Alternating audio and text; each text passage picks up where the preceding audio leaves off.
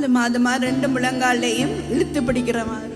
இயேசுவின் நாமத்திலே இந்த முழங்கால்களை விடுவிக்கிறேன்.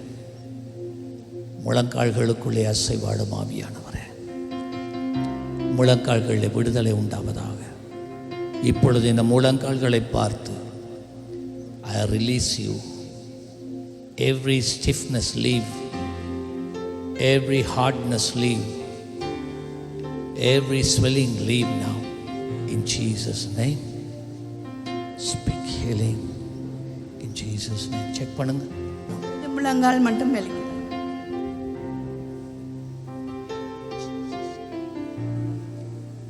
பாருங்கம்மா.